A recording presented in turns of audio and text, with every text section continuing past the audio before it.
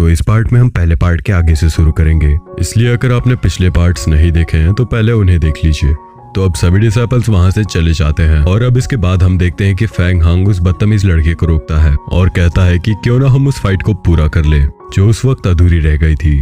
तो अब लड़ाई का रिजल्ट हमें तो पता ही था। तो इसके बाद अपनी दोस्त को पिटते देख एक लड़का जो कि उस बदतमीज लड़के का दोस्त था, वो अपनी तलवार फैंग हांग की तरफ फेंकता है। वैसे तो तलवार मामूली नहीं थी, वो एक ब्लड रिफाइनिंग वेपन थी जो कि उसकी ही बात मानती है क्योंकि उसने अपने ब्लड से कनेक्ट किया है। वैसे किसी भी ब्लड रिफाइनिंग वेपन या फिर ब्लड रिफाइनिंग ट्रेजर को अनरिफाइन करना बहुत मुश्किल है। साथ ही कईयों को तो ये भी नहीं पता कि उसे अनरिफाइन कैसे करते हैं। तो अब वो तलवार सीधे फैंग हांग के चेस्ट और पेट के बीच में लगती है जहां वो ड्रैगन पेंटिंग रखी हुई थी। तो डार्क फ्यूम की तरह इस बार भी वो ड्रैगन पेंटिंग तलवार को एब्जॉर्ब कर लेती है और फैंग हांग देखता है कि उसे तो चोट लगी ही नहीं, पर वो समझ गया था कि ये ड्रैगन पेंटिंग नहीं किया है।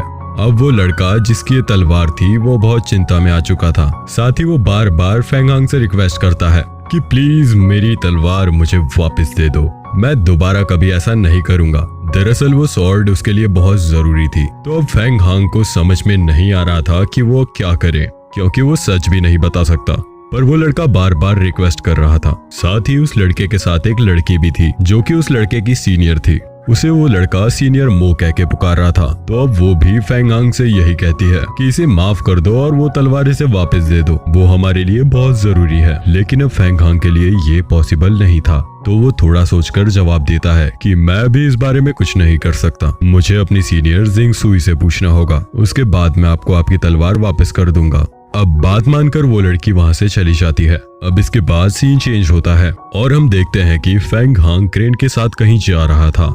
तो वो सीआईओ को बताता है कि वो अभी क्रेन पर बैठने में और बैलेंस बनाने में नया है, इसलिए वो थोड़ा प्रैक्टिस करना चाहता है। इसके बाद हम देखते हैं कि जब वो दोनों यानी कि फैंग हांग और वो क्रेन उस जगह से थोड़ी दूर आ जाते हैं तो फैंग हांग क्रेन को उस लड़के के बारे में बताता है कि कैसे उसने अपने लेवल अपग्रेड किया और उस लड़के को हराया। तो बातों ही बातों में क्रेन उसे एक टेक्निक के बारे में बताती है। वो टेक्निक का नाम मेटासाइकी का था। वो बताती है कि ये कमाल की टेक्निक है, इसे हमारे कंसंट्रेशन को बढ़ाने के लिए हमारी मैडम जिंग सुई ने हमें बताई है। इस टेक्निक के जरिए कल्टीवेटर अवतार रिल में पहुंच सकता है। तो ये जानकर फैंग हांग को भी एक्साइटमेंट होने लगती है और वो उसे ये सिखाने को कहता है। अब क्रेन उसकी अच्छी दोस्त बन चुकी थी, इसलिए वो हाँ कर देती है, लेकिन बस यही रिक्वेस्ट करती है कि ये बात किसी को बताना नहीं।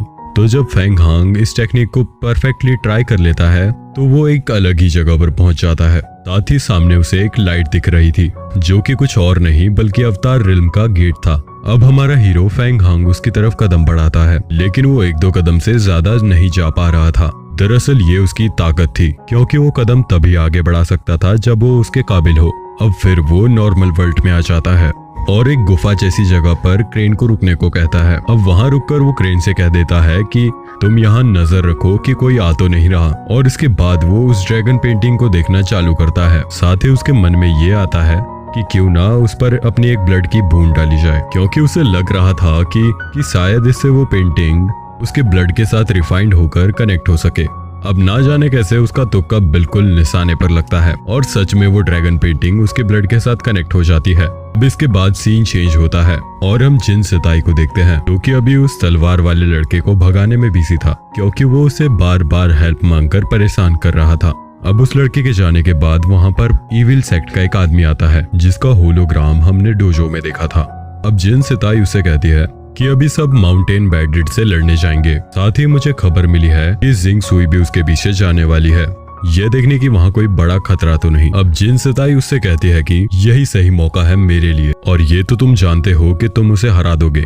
अब इस बात पर वो आदमी मान जाता है और फिर हम वापस से फैंग हांग के पास आते हैं जहाँ हम देखते हैं कि फैंग हांग अचानक उस ड्रैगन पेंटिंग के अंदर आ चुका था। अब उसे पहले तो समझ में नहीं आ रहा था कि यहाँ क्या हो रहा है, लेकिन फिर वो वहाँ उसी तलवार को देखता है जो उस लड़के के पास थी। लेकिन फिर जब फैंग हांग उसे यूज करने की कोशिश करता है तो वो उसे इजीली कंट्रोल कर पा रहा था। यहाँ हमें बड़ी चीज पता चलती है कि वो ड्रैगन पेंटिंग किसी भी रिफाइंड वेपन को अनरिफाइंड कर सकती है। अब फैंग हांग जैसे ही बाहर आता है तो उसे याद आता है कि कल उसे सबके साथ जाना है, इसलिए क्यों ना वो एक बार जिंग सुई से मिल ले। तो अब वो सीधा ही जिंग सुई के पास जाता है, लेकिन जब वो जिंग सुई के सामने पहुंचता है तो तभी उसे वहां अचानक से चक्कर आ जाता है, साथ ही वो वहां बेहोश हो जाता है। अब उसकी नींद खुलती है तो वो देखता है कि वो ना जाने किस जगह पर है, साथ ही उसका सिर घूम रहा था और उसे उसी के पास्ट के सीन दिख रहे थे। अब आंख खोलने पर वह देखता है कि 2 सांप उसकी तरफ अटैक कर रहे हैं, लेकिन वह समझ जाता है कि शायद कोई उसकी परीक्षा लेना चाहता है।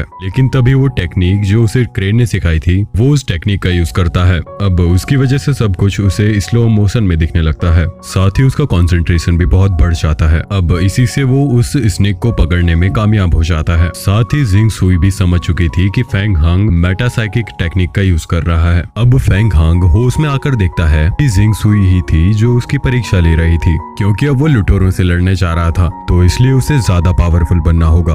अब जिंग सुई उसे कुछ भी बोले उससे पहले ही वो खुद बताने लगता है कि ये टेक्निक उसने कहां से सीखी। लेकिन जिंग सुई उसे कहती है कि हर किसी के कुछ ना कुछ सीक्रेट होते हैं, इसलिए तुम्हें हर कोई बात मुझे या किसी और को बताने की कोई जरूरत नहीं। अब फेंग हांग उन्हें ये तो बता ही देता है कि वो अब 8वें लेवल पर पहुंच चुका है। अब जिंग सुई जब वहां से जाने लगती है वो फेंग हांग से ये कहकर जाती है कि तुम अपना ख्याल रखना। और अब कहीं ना कहीं फेंग हांग को ये बात बहुत अच्छी लगती है, पर अब उसकी हिम्मत नहीं होती, इसलिए वो जोर से तो नहीं लेकिन धीरे से ही कह देता है कि आप भी अपना ख्याल रखना। अब अगले सीन में वो क्रेन्स पर बैठकर निकल चुके थे और उन्हें चलते चलते रात हो जाती है। अब वो एक जगह रुक जाते हैं जहाँ पर वो अपना टेंट लगाते हैं, साथ ही वो अपना खाना पकाना चालू करते हैं और उन्होंने क्रेन्स को भी वहीं पर छोड़ दिया था। अब खाना पकाते वक्त फेंग हांग टाइम वेस्ट ना करते हुए मेटासाइकिक ट्रेनिंग का यूज करता है और अपने माइंड में प्रैक्टिस करना चालू करता है। उसके पास सीआईओ भी कल्टीवेशन कर रही थी, लेकिन जिंग मस्त आराम से सो रहा था।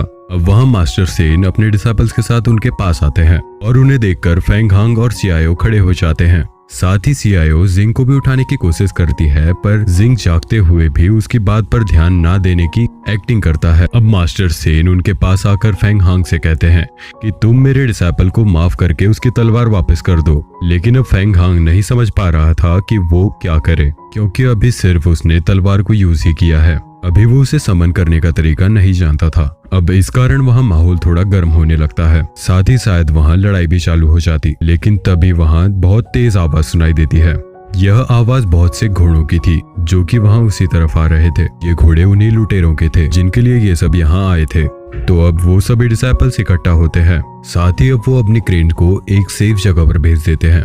लेकिन जाने से पहले सिर्फ हमारी मतलब हीरो की क्रेन उससे कहती है कि मैं तुम्हारा वेट करूंगी और जब तुम्हारी लड़ाई खत्म हो जाए तब अपने बीस्ट टोकन से मुझे बुला लेना, मैं सिग्नल का वेट करूंगी। अब इसके बाद हम देखते हैं कि सामने से सभी लुटेरे अपनी पूरी स्पीड से आ रहे हैं, साथ ही सही दूरी पर आने के बाद वो सभी एक साथ तीर छोड़ना चालू कर देते हैं।